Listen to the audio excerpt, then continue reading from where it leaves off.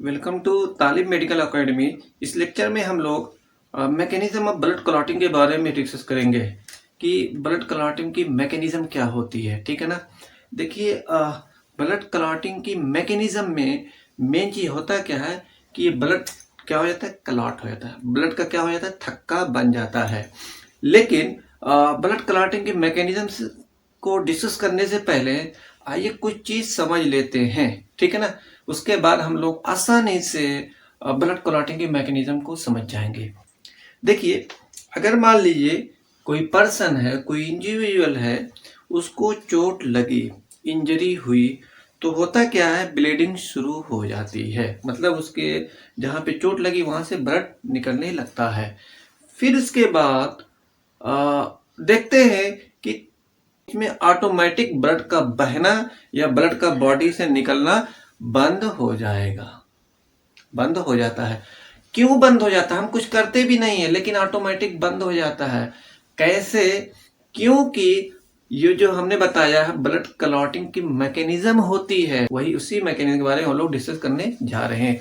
अगर मान लीजिए किसी को इंजरी हुई है, चोट लगी है, ब्लड निकल रहा है, और ब्लड की जो मैकेनिज्म है ब्लड क्लॉटिंग करने की, ब्लड को थक्का जम करने की जो मैकेनिज्म है, वो मैकेनिज्म ना हो और ब्लड निकलता रहेगा, निकलता रहेगा, निकलता रहेगा, अल्टीमेटली वो आदमी मर जाएगा, उस आदमी की मृत्यु हो जाएगी, वो आदमी डेथ हो जाएगी उस आदमी की।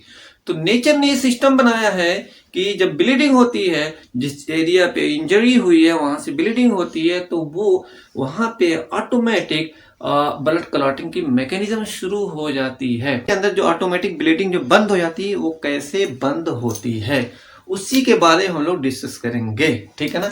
Now we are going to discuss about the blood clotting mechanism. Okay, I request you please subscribe my channel Talib medical academy. Okay, देखते हैं। देखिए, mechanism of blood clotting, blood clotting की हमारी मैकेनिज्म है। ठीक है ना।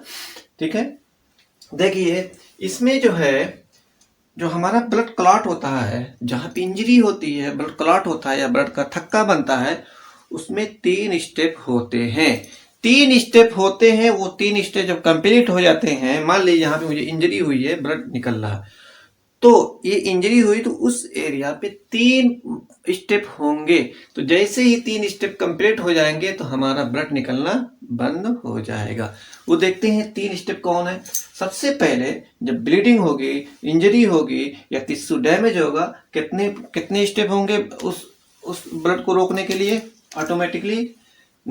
3 होंगे। Number 1, formation of prothrombin activator. सबसे पहले क्या बनेगा, जहां पे ब्लीडिंग हुई हो, जहां पे इंजरी हुई है, जहां पे ब्लीडिंग, जहां से ब्लीडिंग हो रही, वहां पे सबसे पहले क्या बनेगा, फॉर्मेशन ऑफ प्रोथ्रोम्बिन एक्टिवेटर। ये प्रोथ्रोम्बिन एक्टिवेशन का ये बनेगा, प्रोथ्रोम्बिन एक्टिवेटर बनेगा। फिर दूसरा स्टेप हम लोग देखते हैं, conversion of prothrombin to thrombin. मतलब प्रोथ्रोम्बिन किसमें कन्वर्ट हो जाएगा, थ्रोम्बिन में कन्वर्ट हो जाएगा। थर्ड एंड फाइनल स्टेप में क्या होगा, conversion of fibrinogen to fibrin. मतलब फाइब्रिनोजन फाइब्रिन में क्या हो जाएगा, कन्वर्ट हो जाएगा। तो ये हमने देखा, ये 3 स्टेप होंगे। जैसे ये फाइब्रिन बना तो तुरंत क्या हो जाएगी, ब्लड क्लॉट हो जाएगा, ब्लड का थक्का बन जाएगा। मतलब ब्लड बहना, फ्लो होना, बॉडी के बाहर से निकलना बंद हो जाता है। Now we will be discussing about the first step of the mechanism of the blood clotting. अब हम लोग जो ब्लड क्लॉटिंग की जो मैकेनिज्म है, उसमें जो 3 स्टेप होते हैं, उसका पहला स्टेप हम लोग डिस्कस करते हैं। तो पहला स्टेप क्या, फॉर्मेशन ऑफ प्रोथ्रोम्बिन एक्टिवेटर। मतलब पहले स्टेप में क्या होगा, प्रोथ्रोम्बिन एक्टिवेटर बनेगा। ठीक है ना।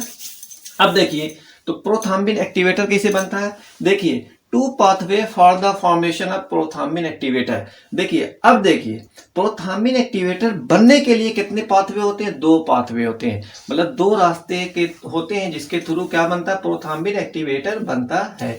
तो देखते हैं वो पाथवे दोनों कौन से। नंबर 1 कह सकते हैं एक्सटेंसिव पाथवे, नंबर 2 हो जाएगा इंटेंसिव पाथवे। तो एक्सटेंसिव पाथवे और इंटेंसिव पाथवे ये दोनों क्या बनाती हैं, प्रोथ्रोम्बिन एक्टिवेटर।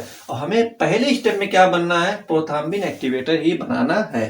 तो अब हम लोग देखते हैं प्रोथ्रोम्बिन एक्टिवेटर बनता कैसे है। देखिए, सबसे पहले यहाँ पे देखते हैं प्रोथ्रोम्बिन एक्टिवेटर 2 पाथवे से बनता है, दो रास्ते, दो तरीके से बनता है। Number 1 extensive pathway, number 2 intensive pathway. लेकिन हम लोग सबसे पहले हम लोग एक्सटेंसिव पाथवे के बारे में डिस्कस करेंगे। एक्सटेंसिव पाथवे कैसे प्रोथ्रोम्बिन एक्टिवेटर बनाती है, ठीक है ना। देखिए क्या है, देखिए इंजरी हुई तो क्या होगा, टिश्यू क्या हो जाएगा, जैसे इंजरी हुई या टिश्यू डैमेज हुआ, ठीक है ना। यहाँ पे मान लो चोट लगी, ठीक है ना, इंजरी हुई तो हमारा टिश्यू क्या हो जाएगा, डैमेज हो जाएगा। जब ये टिश्यू डैमेज हुआ तो ये क्या रिलीज करेगा, थ्रोम्बोप्लास्टिन। तो सबसे पहले क्या हम देख रहे हैं, चोट लगी या इंजरी हुई या टिश्यू डैमेज हुआ तो जहां पे टिश्यू डैमेज हुआ वो क्या रिलीज करेगा, थ्रोम्बोप्लास्टिन। अब देखिए ये थ्रोम्बोप्लास्टिन फैक्टर 7 के प्रेजेंस में, ये थ्रोम्बोप्लास्टिन क्या करेगी, फैक्टर 7 के प्रेजेंस में कन्वर्ट कर देगी इनएक्टिव फैक्टर 10 को एक्टिव फैक्टर 10 में, ठीक है ना। फिर हम लोग देखने जा रहे हैं, इंजरी हुई या टिश्यू डैमेज हुआ तो ये टिश्यू डैमेज हुआ या इंजरी हुई तो ये टिश्यू क्या रिलीज करेगा, थ्रोम्बोप्लास्टिन। अब थ्रोम्बोप्लास्टिन जो रिलीज हुई है वो क्या करेगी, फैक्टर 7 और फैक्टर 4, मतलब कौन सा होता है फैक्टर 4, कैल्शियम। तो फैक्टर 7 और कैल्शियम या कह सकते हैं फैक्टर 4 के प्रेजेंस में ये थ्रोम्बोप्लास्टिन क्या करेगी, इनएक्टिव फैक्टर 10 को एक्टिव फैक्टर 10 में कन्वर्ट कर देगी। अच्छा एक चीज और बता दे रहे हैं, देखिए जब तक ब्लीडिंग नहीं होती है, जब तक इंजरी नहीं होती है, जितने भी फैक्टर होते हैं ब्लड क्लॉटिंग के लिए, जितने भी फैक्टर होते हैं इनएक्टिव होते हैं, निष्क्रिय होते हैं, इनएक्टिव होती है। लेकिन जैसे ही ब्लीडिंग क्या होती है, ब्लीडिंग शुरू होती है, ये फैक्टर क्या होने लगते हैं, इनएक्टिव से एक्टिव होने लगते हैं। जैसे हमने देखा कि ये फैक्टर 10 इनएक्टिव था, लेकिन ये थ्रोम्बोप्लास्टिन ने क्या किया, इनएक्टिव फैक्टर 10 को कन्वर्ट किया किसमें, एक्टिव फैक्टर 10 में, ठीक है ना। अब देखिए एक्टिव फैक्टर 10 जो है क्या करेगी, फैक्टर 5 के प्रेजेंस में क्या बनाएगी, प्रोथ्रोम्बिन एक्टिवेटर। प्रोथ्रोम्बिन एक्टिवेटर हमारा बन गया, ठीक है ना। प्रोथ्रोम्बिन एक्टिवेटर के ही बनाना है पहले स्टेप में, ठीक है ना। तो अब हम दूसरा पाथवे देखते हैं, इंटेंसिव पाथवे के से कैसे प्रोथ्रोम्बिन एक्टिवेटर बनेगा, ठीक है ना। अब हम लोग इंटेंसिव पाथवे देखते हैं। इसमें क्या होता है, देखिए जब जो है इंजरी होती है, जब जो है इंजरी होती है तो ब्लड ब्लड क्या, ये हमारी ब्लड वेसल्स है, ये हमारी क्या है, ब्लड वेसल्स है। ये अंदर जो दिख रहा है हमारा क्या, ब्लड है, ये हमारा ब्लड है। एक चीज बता दूं, ये जो आउटर इसमें क्या बोलते हैं, ब्लड वेसल्स में 3 लेयर होती है। जो आउटर लेयर होती है उसको क्या बोलते हैं, ट्यूनिका स्टर्ना। ट्यूनिका स्टर्ना में क्या होते हैं, कोलेजन फाइबर होते हैं। तो ये मान लीजिए ब्लड वेसल्स है, इंजरी हुई तो ब्लड वेसल डैमेज हुई, ठीक है ना, जिसकी वजह से आप लोग देखेंगे ये इंजरी हुई, ये ब्लड वेसल डैमेज हुई, तो ये ब्लड क्या होता है, ब्लड क्या होता है, ये आउटर लेयर जो होती है, इसकी जो आउटर लेयर है, जो आउटर लेयर है ब्लड वेसल्स की, उसको बोलते हैं ट्यूनिका स्टर्ना। ट्यूनिका स्टर्ना किसकी बनी होती है, कोलेजन फाइबर की बनी होती। तो ये जो ब्लड है वो कहाँ पे चले जाते हैं, ब्लड वेसल के अंदर से, ये जो ब्लड वेसल की आउटर लेयर है उसके कांटेक्ट में आए थे। आउटर लेयर किसकी बनी होती है, ट्यूनिका स्टर्ना, कोलेजन फाइबर। तो कोलेजन के कांटेक्ट में आए थे, तो जैसे ही ब्लड वेसल रप्चर हुई, ब्लड वेसल फटी, तो ब्लड क्या होगा, कहाँ किसी कांटेक्ट में आ जाएंगे, कोलेजन फाइबर, कोलेजन के कांटेक्ट में आ जाएंगे। कोलेजन कहाँ है, ये ब्लड वेसल की आउटर लेयर जो ट्यूनिका स्टर्ना होती है वो कोलेजन के बने होते हैं। तो blood come in contact with the collagen, bleeding हुई तो ब्लड वेसल रप्चर हुई तो ब्लड क्या किसके कांटेक्ट में आ जाएगा, कोलेजन के कांटेक्ट में आ जाएगा। कोलेजन कहाँ पे है, ब्लड वेसल की आउटर लेयर जो है वो कोलेजन की बनी होती है।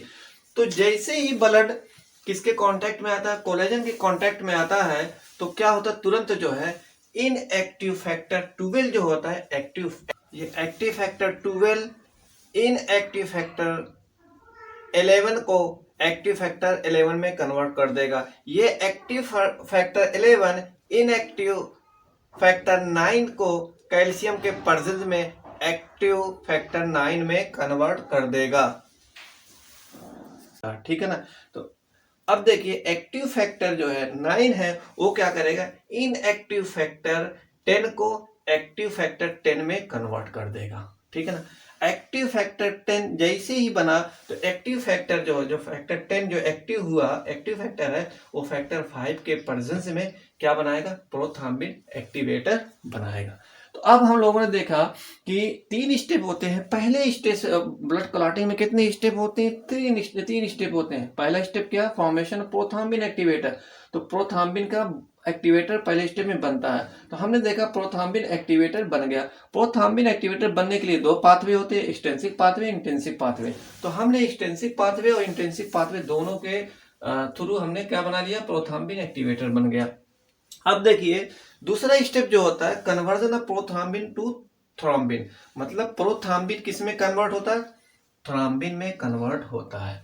देखते हैं ये प्रोथ्रोम्बिन है, किस में कन्वर्ट होता है, इसमें थ्रोम्बिन में। इसको कन्वर्ट कौन करता है, देखिए दूसरे स्टेप में प्रोथ्रोम्बिन किस में कन्वर्ट होता है, थ्रोम्बिन में। लेकिन इसको कन्वर्ट कौन होता है, प्रोथ्रोम्बिन एक्टिवेटर। प्रोथ्रोम्बिन एक्टिवेटर जो फर्स्ट स्टेप में बना हुआ है वो क्या करेगा, यही प्रोथ्रोम्बिन एक्टिवेटर है, ये प्रोथ्रोम्बिन एक्टिवेटर है, ठीक है ना। ये क्या करेगा, ये प्रोथ्रोम्बिन एक्टिवेटर है, ये क्या करेगा, फैक्टर 4 या कैल्शियम के प्रेजेंस में प्रोथ्रोम्बिन को कन्वर्ट करेगा किसमें, थ्रोम्बिन में, ठीक है ना, थ्रोम्बिन में। तो अब देखते हैं थर्ड एंड लास्ट स्टेप, देखते हैं मैकेनिज्म ऑफ ब्लड क्लॉटिंग के थर्ड एंड लास्ट स्टेप देखते हैं क्या, conversion of fibrinogen to fibrin. Fibrinogen convert होता है किसमें, फाइब्रिन में। अब ये देखते हैं फाइब्रिनोजन कैसे कन्वर्ट होता है फाइब्रिन में। देखिए फाइब्रिनोजन ये है, ठीक है ना। ये जो थ्रोम्बिन बना है सेकंड स्टेप में, ये थ्रोम्बिन क्या करेगा, ये थ्रोम्बिन है, थ्रोम्बिन क्या करेगा, कैल्शियम के प्रेजेंस में क्या करेगा, फाइब्रिनोजन कन्वर्ट कर देगा किसमें, फाइब्रिन, किसमें, फाइब्रिन। अच्छा ये फाइब्रिन क्या होता है, इनसॉल्युबल होता है। तो अब देखिए, अब जो है मान लीजिए ये हमारी, ये मान लीजिए ब्लड वेसल्स है, ये जो है क्या, फाइब्रिन। अब ये फाइब्रिन क्या करता है, जहां पे ब्लड वेसल रप्चर होती है वहां पे एक मेशवर्क बनाता है, मतलब एक जाल लाइक स्ट्रक्चर बना देता है, ठीक है ना। जैसे मान लीजिए ये हमारी ब्लड वेसल्स है, ये हमारी ब्लड वेसल्स यहाँ पे फट गई, रप्चर हो गई। अब ये रप्चर हो गई तो ब्लड इससे अंदर से बाहर निकलेगा कि नहीं निकलेगा, देखिए बाहर निकलेगा कि नहीं निकलेगा। लेकिन होता क्या है, जब ये फाइब्रिन बनता है, ये फाइब्रिन क्या करता है, उस जगह जहां पे ब्लड वेसल रप्चर होती है, फटती है, वहां पे क्या करता है, देखिए इस तरीके से जाल लाइक स्ट्रक्चर बनाता है। कैसा, जाल की तरह स्ट्रक्चर बनाता है। अब देखिए जाल की तरह स्ट्रक्चर बना लेगा। जब जाल की तरह स्ट्रक्चर बना लेगा इस, तो अब देखिए जाल की तरह स्ट्रक्चर बन गया जहां पे रप्चर हुई ब्लड वेसल, जहां पे ब्लड वेसल फटी हुई।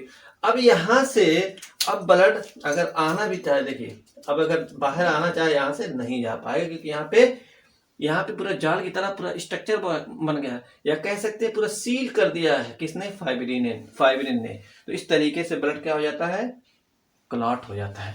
तो 2 चीजें बहुत इंपॉर्टेंट होती हैं ब्लड क्लॉटिंग के लिए, एक प्लेटलेट और दूसरा क्या होता है, क्लॉटिंग फैक्टर्स होते हैं, ठीक है ना।